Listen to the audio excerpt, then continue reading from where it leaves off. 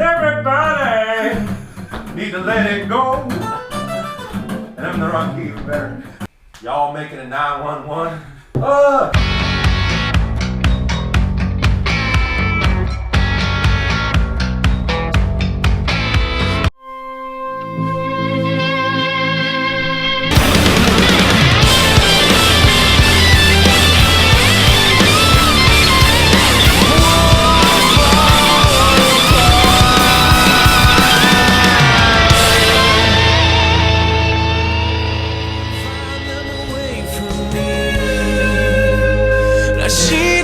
To be happy, but I just can't do it.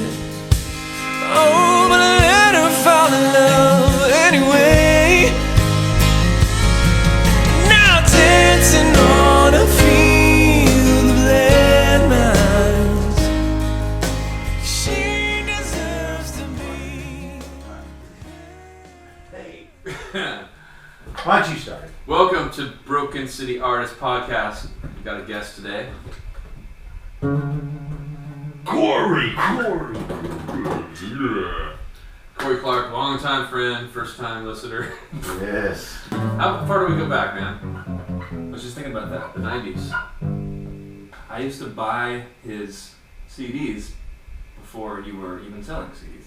That's a long time ago, man. So, fan. Cory is singer-songwriter, excellent guitar player, self-producer, electrician, husband, father, New one. owner of a beautiful beard. Owner of a beautiful beard. Yep. And now, still a solo artist, but you're also with a band Yes. called Aeges. Yeah, been doing that for a couple years. Yeah. Ages. Doing it for ages. I haven't been doing it for ages. Someday I'll be able to say that. So Yeah. how's the band going? It's going good. As of now, we just finished a record that we're just sitting on, waiting for it to get. We don't have a release date yet. I've only been with the band a couple of years, but So they were going already. And yeah, they had a record out, and then they were looking for a guitar player, and through a friend, a mutual friend. I didn't even know these guys. Through a mutual friend, he was like, "Dude, I think you would dig this band. They're kind of like that kind of '90s heavier melodic stuff, like Failure and Quicksand and those kind of bands. That it's like if you took Nirvana and like some of those like '90s bands, and then kind of after that wave, there was like some bands that were writing like catchy rock songs, but more like dissonant chords and whatever. I think if we were asked like what our biggest influences were, we would say like, I don't know, Queens of Stone Age, Foo Fighters, those kind of bands, Right. Deftones, like a little of that kind of stuff. Are you the main writer? Well, it's me and Kemble. You met Kemble. We both kind of like write songs. Sometimes we'll write full songs. Like I'll write a whole, demo a whole song out at home or whatever, and he'll do the same thing, and then we kind of just, at that point it becomes collaborative. After like there's a foundation laid. Yeah. So for you guys listening, we had sort of started diving into this, and I was like, wait, save it for the podcast. But basically the idea of collaborating and being in a band and the struggles of being in a band are just like, it's a very interesting thing, because a band is like, it's a company, it's a club, it's a group of friends, it's a bunch of artists coming together to for one common goal. So inevitably there's disagreements, and like that's why bands often don't last. But right. This Because you have to have all those things. You have to have like yeah. a good working relationship, and you have to be able to hang out with each other. Right. Like I heard somebody say, I don't know who it was like the minute that the band members stop going out to have a beer together, that's when it starts going down. That's yeah. It's so simple, but like Yeah. you can't just get along on No a common friendship. artery anymore, yeah. Yeah, then you're not going to be motivated to like make something together. Yeah. That's weird, because that's like similar things apply to marriage. Sure, yeah. Yeah, you have to each have other those all the different time. things. Yeah. Yeah. You can't just be attracted physically to someone. Yeah. You can't just like the way something sounds or whatever. You have to like really have some sort of a foundation. So I got lucky when I met those guys, because me and Kemble hit it off right away. And he's super prolific as a writer. And the best thing about him is that he's not precious about anything. Oh. Any idea he has, he's always like, he always says, like, if there's something, this is what I had, I just left it, and if anybody has a better idea, it's totally fine. Wow. So there's been times we've just like, and with my stuff too, when I bring a song, like a whole song, I have to take the same attitude of just like, here it is. It's not as easy for you. Did I do this out? Yeah. I'm like, I have to. You said I have to. Yes, or that you was a don't tell. want to. It's hard. No, it's hard for me for sure. Sure, I everybody's think different, yeah. Because Yeah. you've been a solo artist your whole life. Yeah, and he was a solo artist too, but so we're just different in that way. To me, it's a little more like, you know, it's like, especially when you finish like a chorus or a verse or even a whole song that you love, and you get like, you can't help but be attached to it. Yeah. Because if I'm not attached to it in the beginning, I'm not going to show it to any song. I'm not going to finish it. Yeah. So if I feel like I have to, yeah. It's not accidental. Like I think you have I know you and I know you're writing and you're an intentional person. So it's not like you're just kind of like, oh, here's something that just flew out, do whatever with it. Yeah. Yeah, that's but gotta be I definitely hard. try to do the thing, you know, especially if it's just like parts.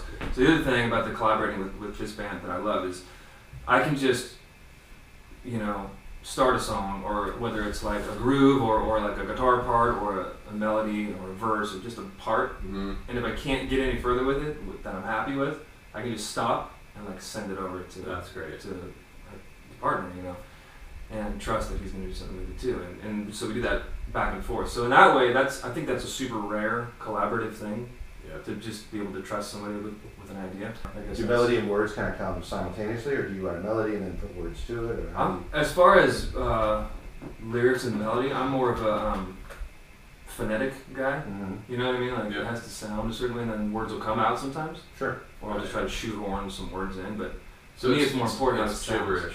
First. Yeah, gibberish. Love gibberish. So really, in a way, the melody is what's taking the forefront, Yeah, and you kind of for sure. design the words around that. Okay, so here's another question. I don't think I've ever written lyrics first. Really, ever? Maybe A couple times. I think every time I've ever tried to, it turns out cheesy. Mm-hmm. It turns out like a country song. It's a hard way to write. It's like Bob Dylan's way of writing, like a typewriter, and then he designs a song around that. That's not how It's You really hard to do. A lot of times you can hear it, I think. And he probably doesn't internally know what he wants it to be like, you know. Yeah, that's the thing. Like personally, like I write like that same way the vast majority of the time. Yeah. Like I may know what I'm writing about even, and just start having the feeling drive the melodies and phonetics, and usually it'll be like a magic moment that I caught on when I was pressing record. I'll be like, whoa, that's the verse, or at least You mean 90% of it. lyrically? When I'm... No, like melodically. I'll just be okay. like playing something and improvising phonetic gibberish. Because you know, like, there's something about, I think your soul knows what it wants to say, and those syllables often end up sticking. I don't know, when you write to it, you're like, yeah, it's got to be an E sound. Because It an can be A a- sound yeah. doesn't feel right. Right, yeah. Exactly, that's what I was going to say. And it can turn into a title too. You end up singing the title and like, oh, that's cool. You know, like it came to you in that. Dude, I heard an interview with Steven Tyler about Janie's Got a Gun, and he was like, Janie's got a gun, and that, like, he just came out, and he's like, what does that mean? And then he wrote that, and that song was like very, remember the video? It was about like a girl, I don't know, I remember that song. like a domestic kind of situation, but that just came out, he just like said that. And he's like, Was that on that documentary, The Making of Pump or something, or did you see it Probably. somewhere? I remember it was that. on one of those Aerosmith things. You know, it's funny, like a far less well-known song, but I had a song on my first record called How Does It Feel? And that song started right away with, I just sat down and went, hey, beautiful lady. And I was like, beautiful lady. Oh, you started with the The title and the melody came out together right when I was, yeah, so good.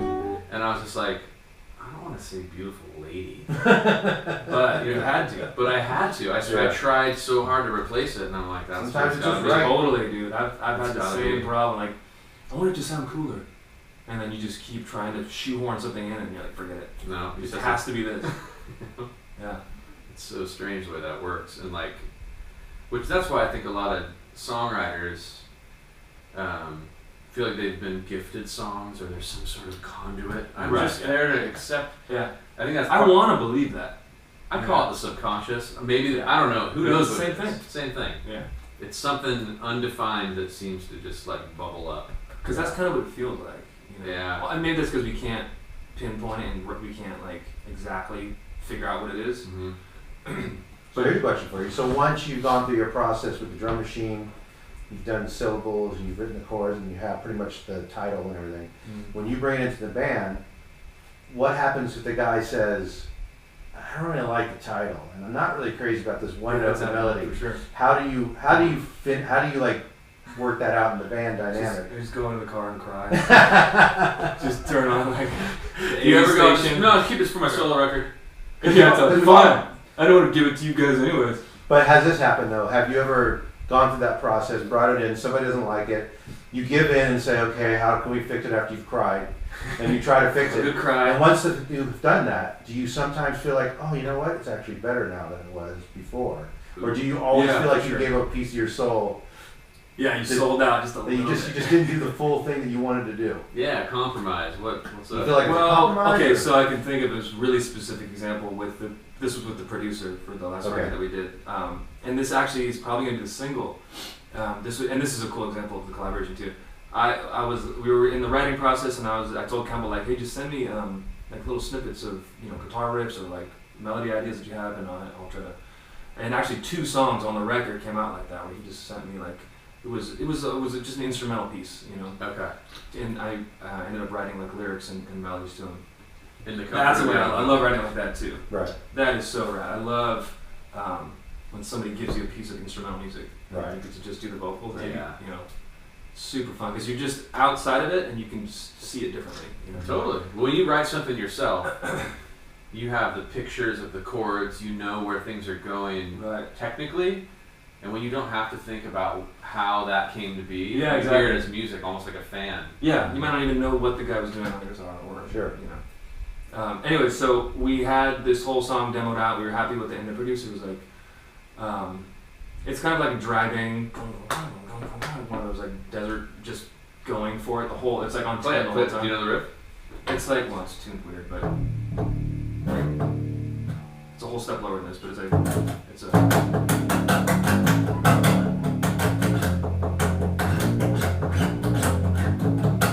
It's just like a driving Cool. the whole song. Yeah, and, that's a then, good riff, I like that.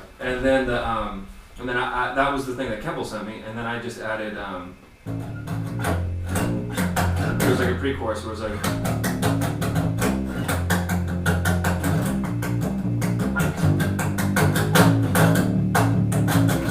so it's like the same motif just kind of goes somewhere else. Yeah. But there's no dynamic change.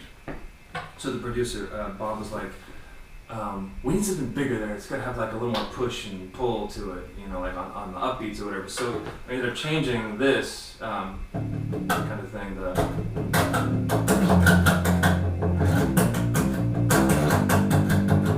So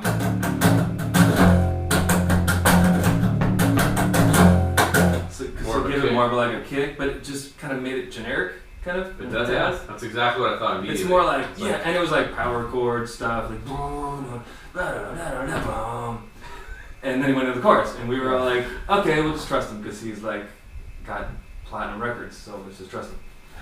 And at the end of the thing, trying to make a long story short, at the end of the thing, he didn't end up mixing it, we had someone else mix it. And all of us were like, I really like the old pre-chorus.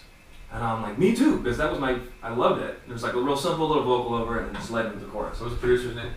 Bob Marlette. Yeah, so everybody's like, Bob, what do you think? And he's like, wasn't there. Exactly. That's what I thought, Bob. Bob loves this. Yeah. But it actually came up, I think our management said something, and our A&R guy said something too, and they were like, we kind of like the other one. Yeah. And then so we started talking about it, and we were like, well, I like it better too, the old way. So then we just re-recorded that part. Whoa. And just flew it into the mix. And it luckily doesn't sound that different. It works. The guitar tones change, but it kind of works. Yeah. So like in that case, that happened. We were all like reluctantly just giving in and letting him take the pre-chorus and change it. Mm-hmm. And then at the end of it, we were all like, no, it wasn't worth it. Yeah.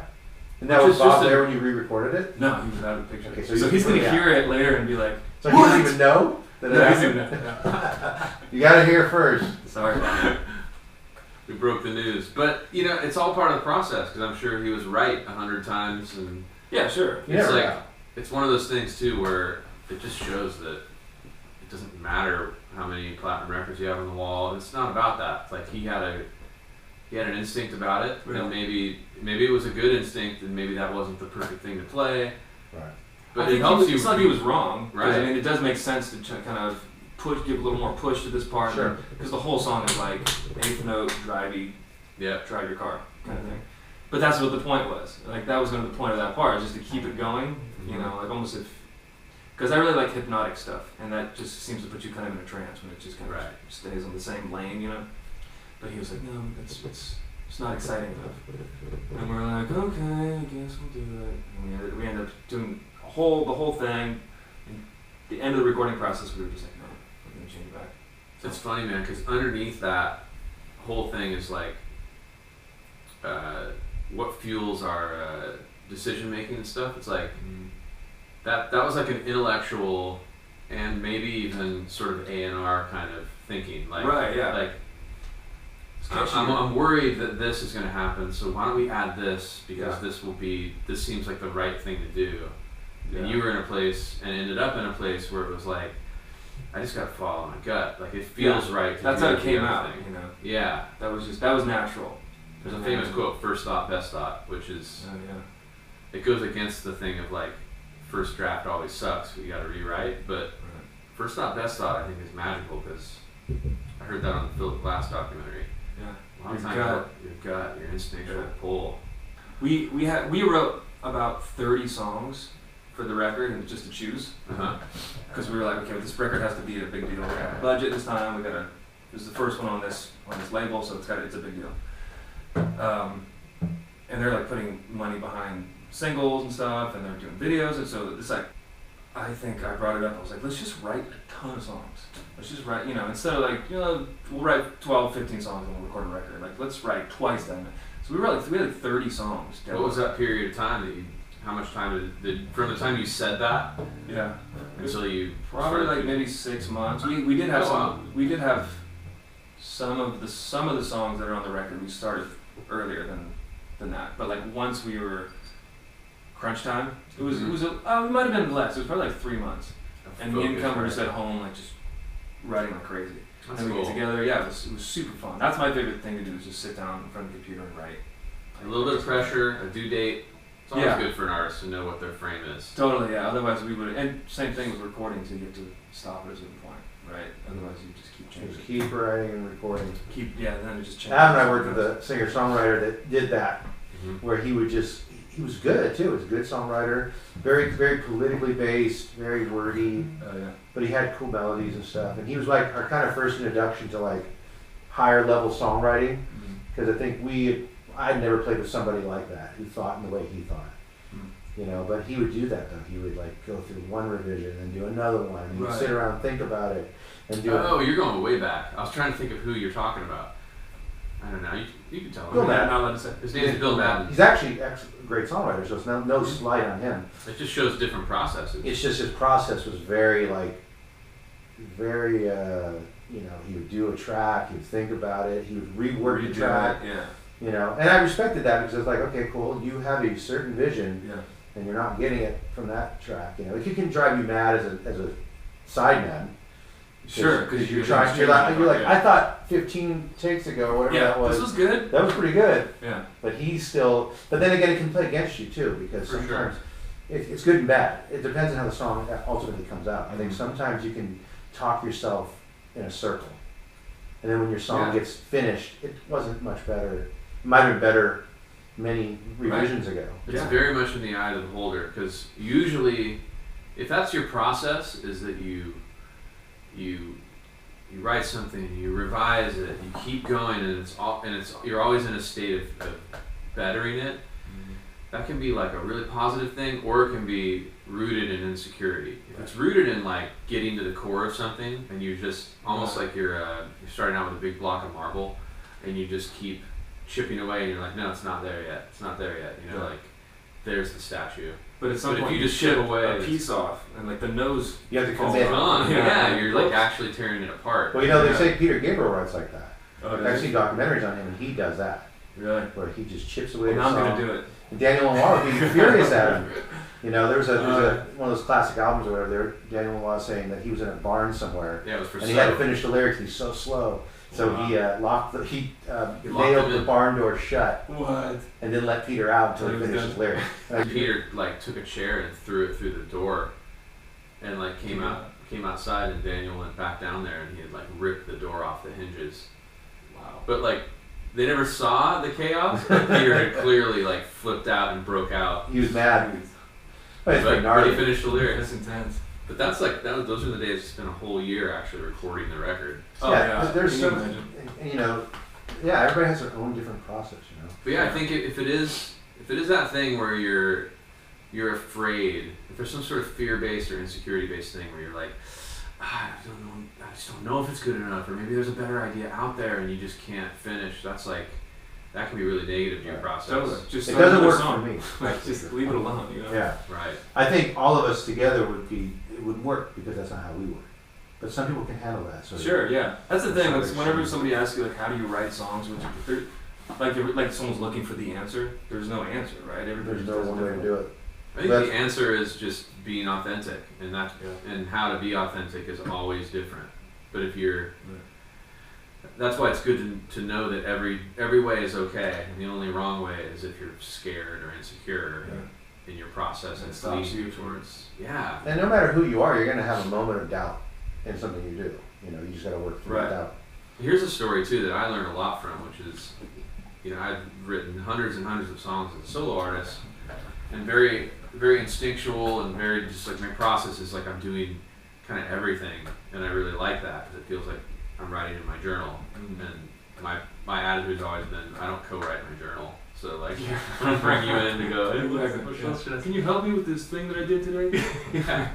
So that's been my personal process, and then so collaborations have always been something that I've loved doing, but also that I sometimes struggle with because the more of myself I put into something, the more I have to remember I'm collaborating. Right. Because I start to feel like, oh, this is starting to feel like it's mine, and my process is so solitary. So The grip.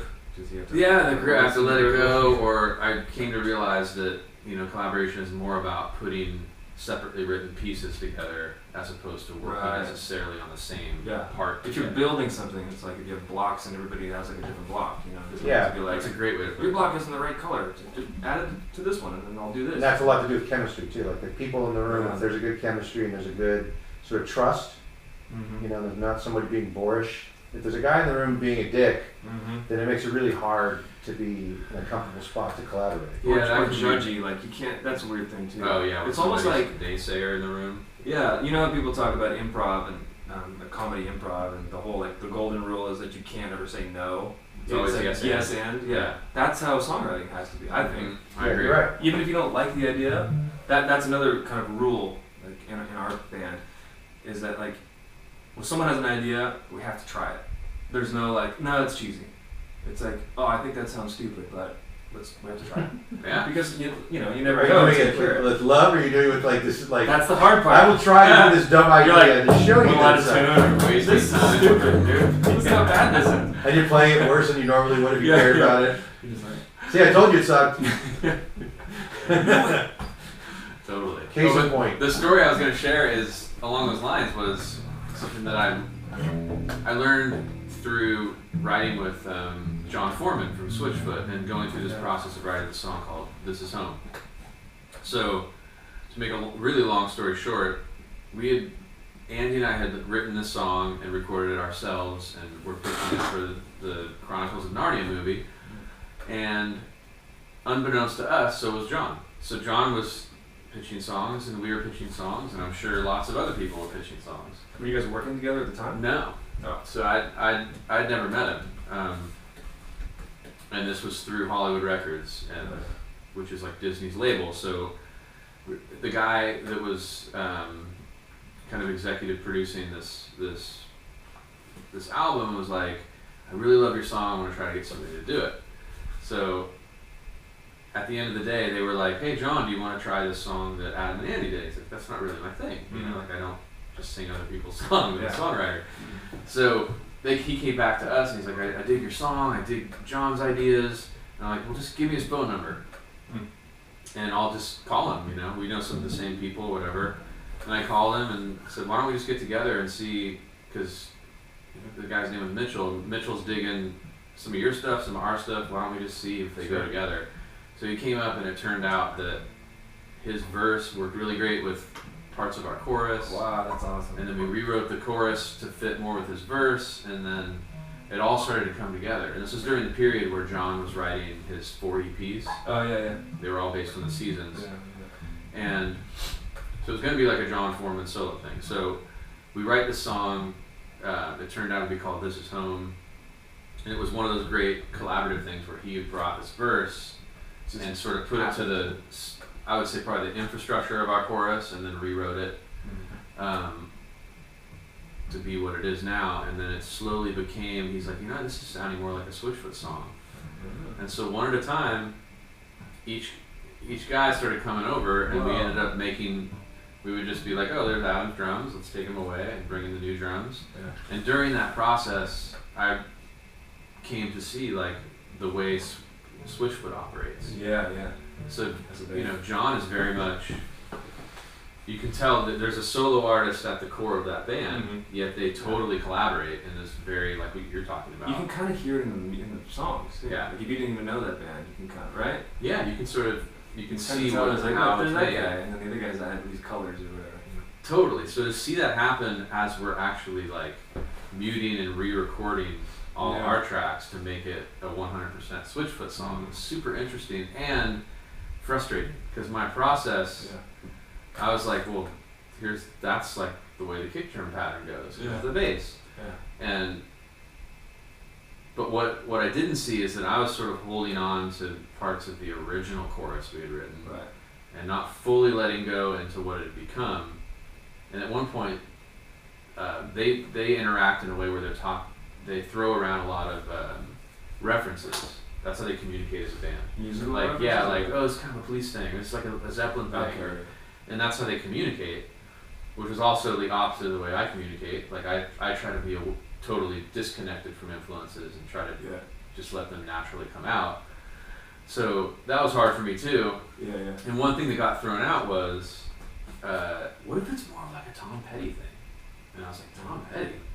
Like inside I was kind of saying that, and I'm like, I love Tom Petty, but this doesn't seem like Tom Petty. And so they go in, and what had been more of a rhythmic push and pull drum part with chords kicking on the hand of 2 and 4, stuff like that. Down the middle.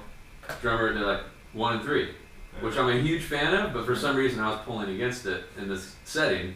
So drummer goes in and goes, and I'm like, whoa. Okay, I'm starting to see it. You got dizzy a little bit? Like, I got dizzy, but I was like, whoa, and then all of a sudden the song took on this higher quality, and I'm like, wow, I'm so glad that I wasn't in charge at that moment, because this is home, now I'm finally done. There was all these upbeats, and it was playing against the drums. What was it before? Like you followed the... It was more like, this is home.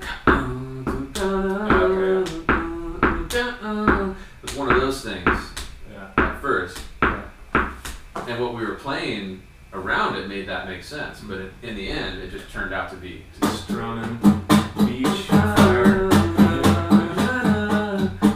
and ended up being right. So it was like, oh wow, you can actually, it definitely shifted my view of like, wow, you can get somewhere new by just plugging away and trying different things, and then all of a sudden you can. That's so cool. Yeah. That I love that, those kind of bands where you hear personalities, subtle little colors you would just never have, Like, I mean, I think all the greatest bands are like that. Yeah. Like, you look at Radiohead, if you took out the bass player, it would not be the same band. Oh yeah. For sure. Classic, Zeppelin, or whatever. Like, U2, character to it. Same thing. With your band, do you Pro Tool stuff, or do you keep it real natural? What's Can't really tell happening? you. It actually depends. The record we did previously, when I joined the band and we started writing together, it was super loose. It's kind of just like, we didn't touch the drums, we just kind of let them. Yeah. Our drummer is actually an engineer also, so he'll do like his own stuff. Yeah. So who knows what he's doing? But that's his art. Yeah, so sure. do that, but I think on that last record, I think we left it pretty natural. Yeah, and it's the whole thing's like a little looser and whatever. But this one, we there was more editing for sure. Sure, yeah. Yeah, you're going because you're going for more of a polished sound this time around. Yeah, we're trying to kind of step up the production value. So some of it's a little more like lined up for sure. Right. I don't think any of that's bad. I think it's all serves the music. Yeah, whatever the music needs to be. For sure. That's what happened. Yeah. Totally. I just love hearing a drummer get excited and like rush a fill a little bit and come back. No, man. If it's the right kind of song, you know, it's like it's way more exciting. For sure. That's why people love to Not listen to always. Rolling Stones. Yeah. Because it's a whole group performance. You're getting a whole feeling. I heard a story about that, a little anecdote to share. Talking to Jack Joseph Puig, this mixing engineer producer, and he was mixing a Rolling Stones record, and he gets the session up, like his assistant prepares it for him, and he's like, all right, here we go.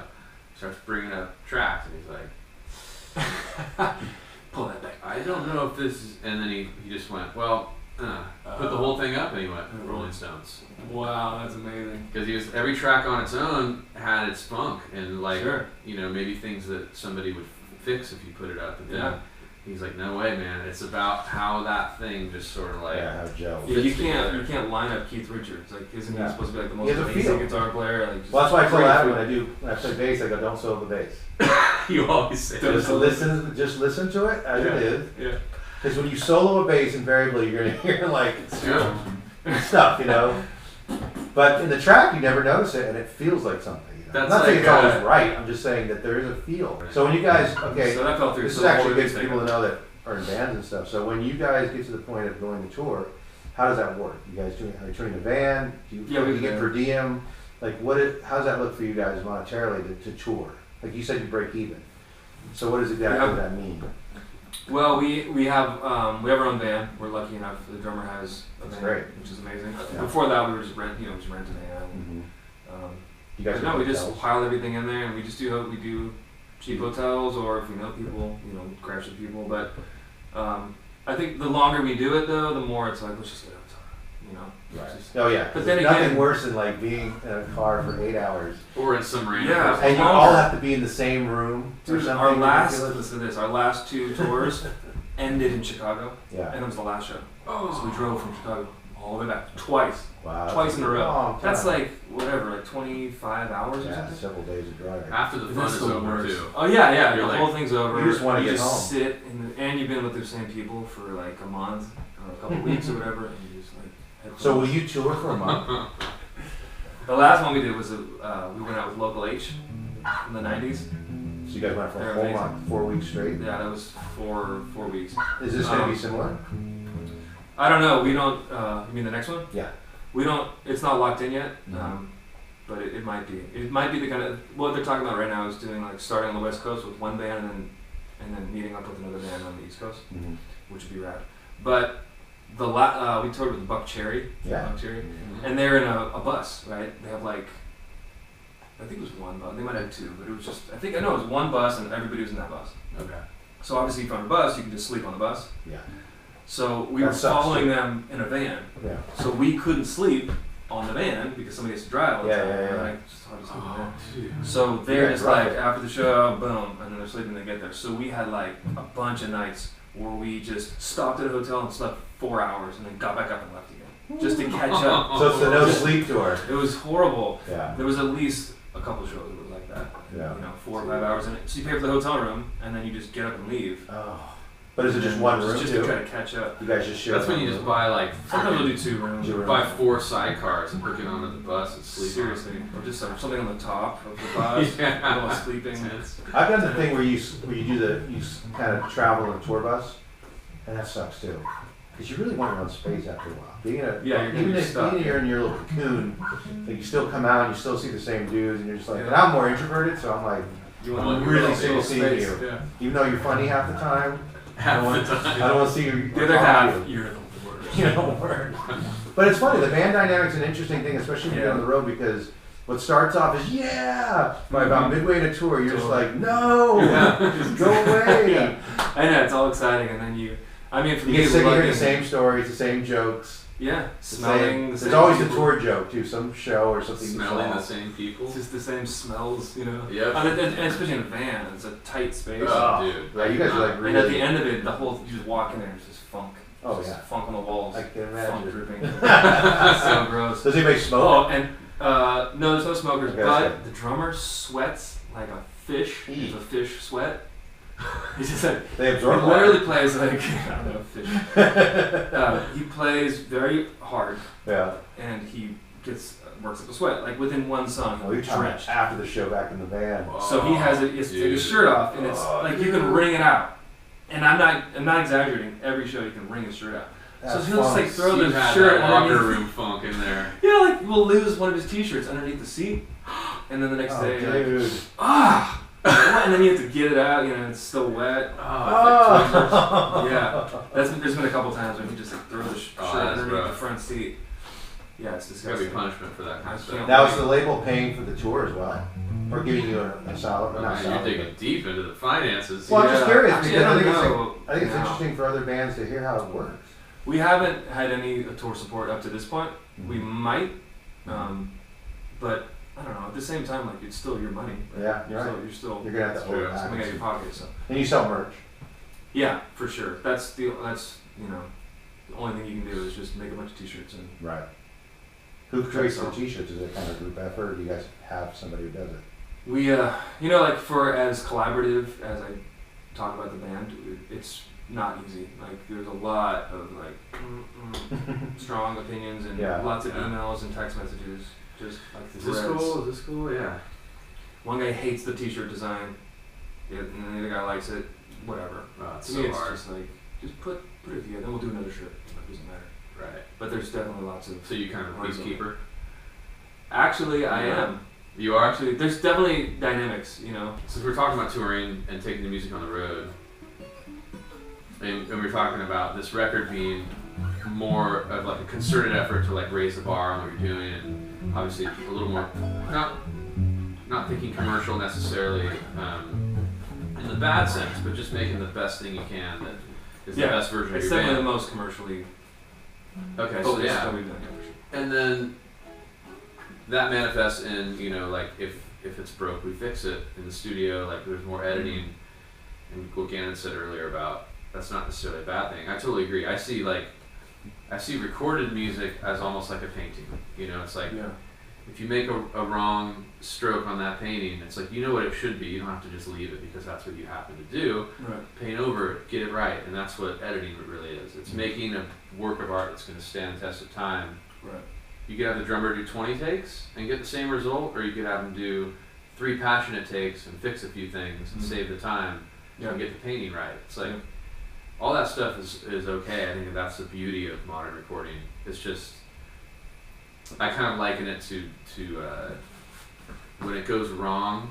I feel like it's a lot like plastic surgery and celebrities. It's like When what goes wrong? when editing Putting goes it wrong. wrong. It's Oh. like when you can see it. yeah, like Michael Jackson is a good example of somebody who edited his own face to the point where he went too far. And you can do that with a drum track. You can just be like, ooh, Right. I fixed that one thing, maybe that means I should fix that and that and that and that, and then all of a sudden you might as well have programmed it. Right. So you gotta have that sense of taste, you Yeah. know? Like if you were born with a cleft lip or whatever, like fix that. But that doesn't mean you should get your eyes and your nose and your ears and your jaw, like everything else. How far do you go with the editing? How far do you go? And so now this record is like you looked at in that way, and you've created this thing that's like been crafted. When you go on the road, are you guys thinking, let's reproduce what we've crafted, or are you going to take the reins off and kind of let it breathe? I think to a certain extent, yeah. Like structure-wise, for sure. You're going to keep it? Um, You're glad that it is what it is? I don't know. That's a good question because it depends. I think there's different opinions within the members. Yeah. Because I'm more of a hippie. I'd rather like just jam. Like, can we just extend the? I always want to like add a longer intro or something. Because live, it's just different. It's a show. Yeah, it's And I don't different. think I would want to go see my favorite band play just like the record. Because if I did, it's like watching a video or something, like a music video. Yeah. You know, I've always wanted to see bands. Actually, ever since as long as I can remember, I'm like expecting a band to do something different live. Right. Even though it's obviously different because it's happening in front of you and you're seeing it happen.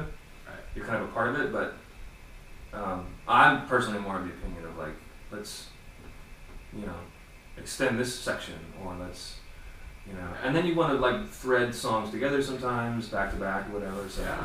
but I think it's different within the band. Like our drummer is way more structured, which is great because he keeps the wagon on the wagon track. Wagon on the track. Train on the track. That's a better. Yeah, wagon could be on the track too. Wagon track. G-Wagon.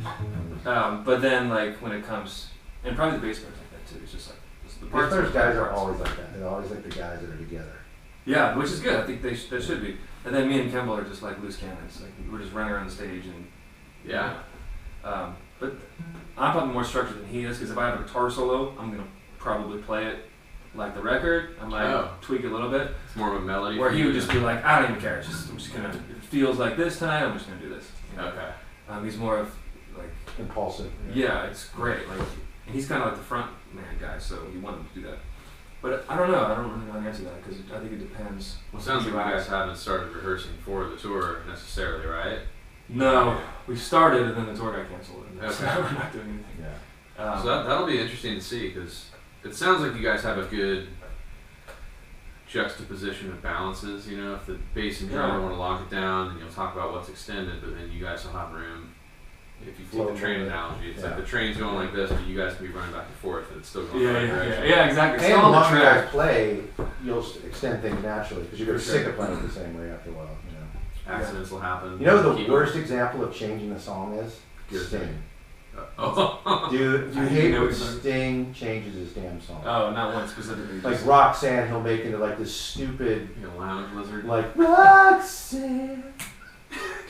You don't have to tell us. He changes the melody. He changes the feel. It's like you're just going. Like when I was saw the Police thing, I was like, "What happened?" He like changed everything. I know. And he made everything slower. I remember Roxanne was like a dirge. Dude, I hate it. G, come on, dude, go down. Yeah. It was like weird. Like the Police haven't played together in like whatever, 30 years or whatever. It's been longer than that probably. And they finally do that tour. Yeah. And then everything's different. It's like it's not even the same song anymore. It's like just because you can doesn't mean you should. With iconic songs like that, it's like you can't change something. Because it's depressing. Because you see that and you just go, oh, I'd rather listen to the record. Yeah. It's the same thing, man. They're so inside what they're doing, and they're so. Maybe it's the ego. Yeah, it's like I've played this so many times. Like it's more important that I'm not bored than it is like honor the song. And he's played them more than they have. Like he's been still touring, playing those songs. So he's even had, now he really hates the song. Yeah, Stuart's like, let's just play the song. He's just like, dude, let's get some energy into this thing. And he's just like, but isn't that the bummer? Because you're watching him going, I know that he hates the song. Yeah. But he has to play it. He's and that's ruining it for me. Yeah, he's just finding any new way he can tweak it so he doesn't have to. Yeah, you can tell that he hates it. Yeah. You know what's interesting about that comes back to this conversation of what you're going to do on tour, is you listen, I just the other day threw on the original recording of Every Breath You Take. Mm-hmm. And that, obviously, is just one of the greatest songs in pop history, I think. And I was telling my wife the whole story about how it's not a love song, it's about a stalker, basically. Yeah. And she hadn't heard that and was like, whoa, it's crazy. And that's this whole other layer. I think that's part of why people love the song. But the reason I brought it up is what's happened, it started happening in the 90s when you see Sting perform that song.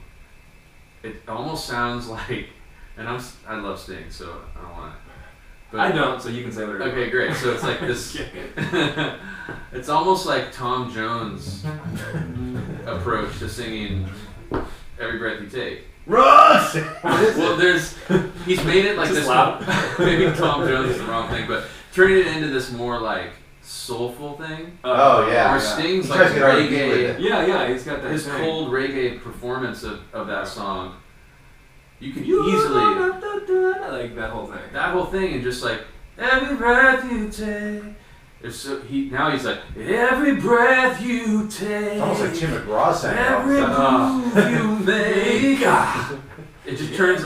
It's like, wow, performance. That's weird. Meeting up with composition is like, that's what makes gold. Sure. I've heard bad versions of With or Without You. It's so easy to cheese up something, and then you don't really hear the magic of what that song could be. Yeah. Oh, let me ask you this. Okay. Right back at you. Bring it. Full circle. Have you ever done that though with your songs? Done what? So let's say like you have a song that people know, and then maybe it's not in your favorite range or something, or there's something that you're kind of bored singing it. Yep. Do you ever do that too? Because I do it totally. I've done it actually in my band, Fallborn. Mm-hmm. That was one of the biggest contentions that me and Nick had, is that I had this feeling of wanting to, okay, there's the recording, and now live, like I wanted to stretch things out or be more emotive and slightly improvisational. And since I wrote the songs, I kind of felt like, oh, here's where I could do that, and here's where I won't. And he would really miss the original melodies and be like, dude, why aren't you singing it the melody, or why are you changing this, changing that? And I would be like, I'm trying to bring something fresh to the moment. Right. And in the end, I think the reality was I was probably changing it too much because I was just so hungry to explore, and so much of my life has been in the studio, and but I probably was making some poor decisions about what to keep and what not to. But is that bad? Like, it's in the eye of the beholder. I think it's probably, if I were to go back and like listen to all those shows, I'd probably be like, if you don't know the song, it also depends on how well your band is known. If we're out there in front of new people every night, and I'm changing what was really the right melody, but then again, it's all the I should same. probably keep it. But then again, it's all the same. They don't know it. So that's true too. But if you're trying to get the there's no difference. The point across. But the problem is, I'm just changing it into whatever. Yeah. When really, I had written it and crafted it to be thought it out. thing. Yeah, a certain way. So am I writing it better on stage? Right. Most likely, I'm experimenting on it. Yeah. There's also the thing where like I don't know how you write, vocal parts to your songs, but like if you're sitting there or standing, whatever you're doing, like Just standing. you could be kneeling, whatever you're doing, like it's so thought out that like that's the best way that's gonna be catchy or that melody is gonna get across. But if you're in a on a stage, it's like there's way more. There's adrenaline. There's like lights. There's people. So Totally. You're gonna feel it differently. Yeah. So it's not necessarily worse, but like it almost seems like the best possible version of that is gonna have to be the thought out one that you did in the studio. So like I just know because I'll get bored singing melodies that I know work that I've written, but I'm just kind of bored of them. So I'll kind of be like a little, put a little in there, and then I know it's probably not as cool, but to me, I just have to do it. Right, which is a selfish thing, Super right? selfish, yeah. But it's But the whole thing's selfish anyway. and some people appreciate that, and they always have the record. But what did they come to see? It's all hard, and I think what I start to think of with that is like, when it comes to boredom, there's always a different subtext you can put on a melody, and like I think. If I were to decide today, like, what would be my attitude if I went and played like my new record live, and I had those? Are you going to? Those, I wouldn't mind. I'll be in the front row, dude. Dude, you'll be in the band. I'll be in the band, bro.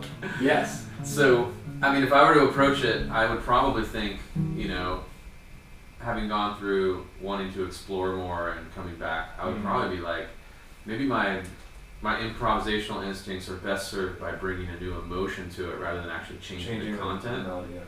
Because giving it a different inflection or giving it a different soul is a more subtle way to improvise. I think that's what classical music, and we were talking about this relative to pop and stuff, but in music that isn't improvisational, there's still, you can bring a lot to it by not changing the written notes or the rhythms. Right. Through inflection and through how you play it, not necessarily what you play. Yeah, even like as a guitar player, like your touch, the way that you hit the note or whatever, sure, can be totally different, but it could be the same thing. Totally, and it creates a new dynamic for it. What was once falsetto could be full voice, that kind of stuff. Yeah. But that's tough, and some people love to hear things different. I think Sheryl Crow, for example, I read her biography, and she was getting slammed on her first record, the producer, Bill Bottrell, highly respected producer, did an amazing job on that first record. It stands up, I think, and he had worked with Michael Jackson and all these pop artists, but he made this incredible, what they called kind of like a alternative country record. And Sheryl went out and was like doing blues licks all over the record. I don't picture her doing that, because she seems more like a by the book. But apparently not, and I'd seen some of those early recordings. You can find them on YouTube, but a lot of like kind of blues inflections and added licks and notes. For it. And everybody that had worked on the Tuesday Night Music Club record was like, "Sing the songs!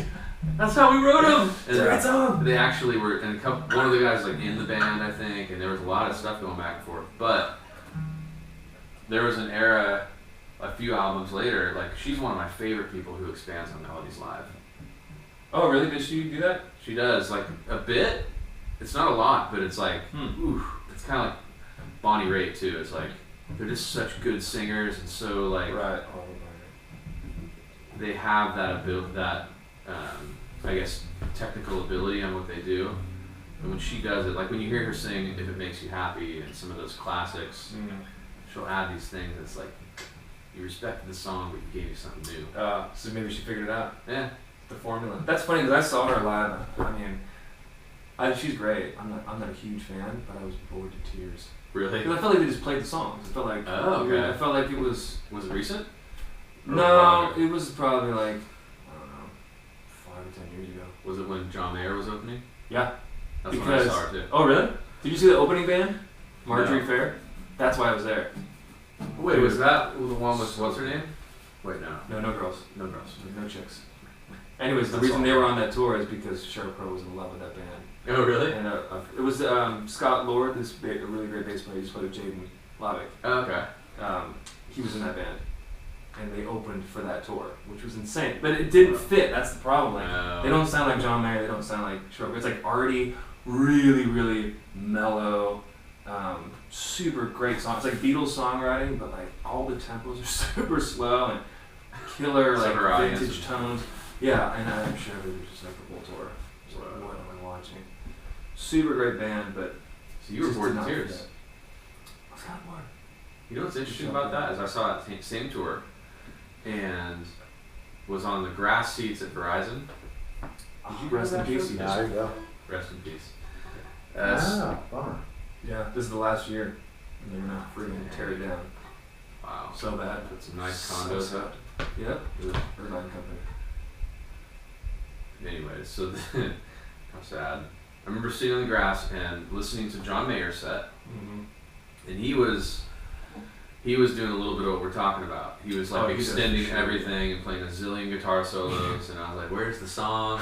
And then Can't see it from the Can't grass. see it. And then he would play like, then he would, then the context would change to where it fit. Like "Slow Dancing in a Burning Room" Oh yeah. was like, I got chills thinking about it. It was Yeah. one of my favorite performances I'd seen in a long time. Like it was such a great song, and it lent itself to a long blues solo, and it was just epic. But what I remember about that tour is that from back on the grass, I felt like the majority of John Mayer's songs were meant for a smaller venue. Oh yeah, sure. I felt like it was like Wiltern and smaller were like the size of his songs. Yeah, And when Sheryl Crow came on, and maybe it's just because her songs are so famous, but I felt like all of a sudden the songs matched the venue. Oh, and I was wow, like, that's cool. wow, that makes sense though. what a difference. Yeah. But in terms of maybe boredom, I don't know. I shouldn't say I was bored. I just expected like a little more what you were talking about, a little Flair. more embellishment or whatever. Yeah. I just felt like he just played hit after hit after hit, and it was just like It was a hit story. Yeah, the Does hit it feel story. like she was phoning it in a little bit? I don't know, maybe. But then again, she just sang the national anthem at one of the debates recently, right? I heard about I think that. She changed that melody too? She changed it, ruined it. No, she killed it. It was great. Oh, did she? The best I've ever. Oh, wow. That was a couple months ago, a month ago. Have you heard the Carl, who's that guy? The Olympic guy? Or no, the guy, the Olympian who sang the national anthem. Carl Lewis? Carl Lewis. He's like a long jumper or No, it's old. runner? No, But he starts off way too high. Oh, yeah, that's And he goes, "Da-da-da-da-da-da." start over. He goes, "Whoa!" And he says, "Whoa." He goes, "I'll get you back with this one. I'll get you back. Hang in He there." says that? Oh yeah, No way. it's classic. You gotta watch it on YouTube. Dude, didn't Christina Aguilera butcher that too recently? Sure, she Oh, did. I don't know. She's the I riff shouldn't say that. monster. Maybe it wasn't her. It was one of those like big. I think you're right though. I think she did demolish the national Dude, anthem. it happens all the time. She can't help but riff. She likes to riff. She can riff though. for She sure. can. That's the thing. If you've got that ability, you definitely want to use it. You know what's interesting about her is there's this thing called Masterclass. Have you seen it promoted on YouTube? Where, no, I don't think so. Lots of actors are doing it. Giving classes. Dustin Hoffman. Yeah, you can go and order the classes online, and it's like a small group setting where you watch them teach acting. And so she did one of those. Usher did one, and I saw her ad for it, and I was like, wow, it was actually really on point. Like I thought, like her whole Christina Aguilera. when she was talking about teaching singing and performance. I was like, man, take your own advice. Oh, really? It was a little bit like that. It was like, because she's known for kind of over riffing. Yeah. She's like Ingrid Malmsteen of old. Right. Dude, have you seen the Ingve shreds? No. Is it You good? know the shreds videos? Oh, yeah, of course. His is the ultimate. Really? It's the I saw one because he's just one. like playing the whole time, you know. Yeah, so you gotta watch it. We just watched the Chicoria shreds. That was great. And the One Direction one's pretty amazing too. That's great. Well, should we do a jam? Oh man. Well, Yeah. before we do that, can you give everybody the information for your band and all the Twitter and all Yeah. that? What's happening? I'll put that at. Or you can just put it at the end, I guess. I'll put it at the end and spell Aeges in case somebody wants to just bail out. Two E's. Aeges. Dude, I can't wait to Someone's hear already the asked record. that before. Lawsuit. I'm excited to hear it. Cool. I can show you some. Yeah, let me Please. hear the record. Yeah, give me. No, I mean like actual. actual tracks. Oh, I was gonna say, go ahead and sing something. We have weird tunings. Okay. This is literally here. Then I can jam over your song. One of our tunings is 2 A's. Oh, whoa. The E goes all the way to A. So you get like all these third chords. And then of course you got that. It's just how awesome. That's awesome. Then you gotta Isn't go. what's that song on that Soundgarden song up and down the upside? They have some crazy tunings. That's a C, right? They do that. Yeah. They have a tuning that's all E and B. Do you know that? Oh, no. Yeah, it's on. I read it on Wikipedia. It's like My Wave. Yeah. It's like E B E B E B. Wow, that's strange. Yeah, it's Whoa. super weird. It's all the chords. Just strange. Yeah. Dude, Let's this just is play whatever you want to Yeah, play. You that's start okay. playing, and I'll follow you. awesome. Who, me? Yeah, Who, you. what? How about you start? You're the virtuoso.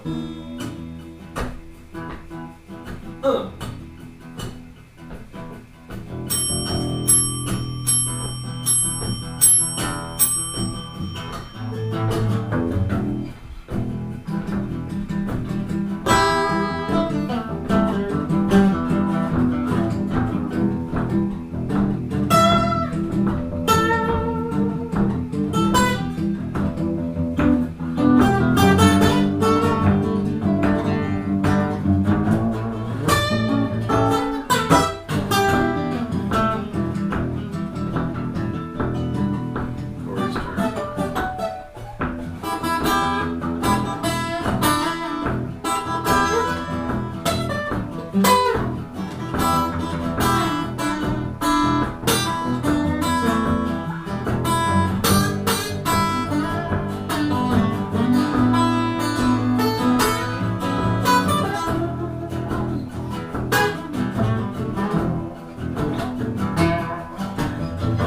Thanks for watching, everybody.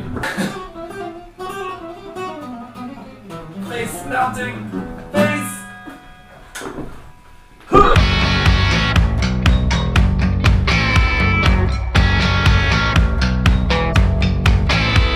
Ringing sound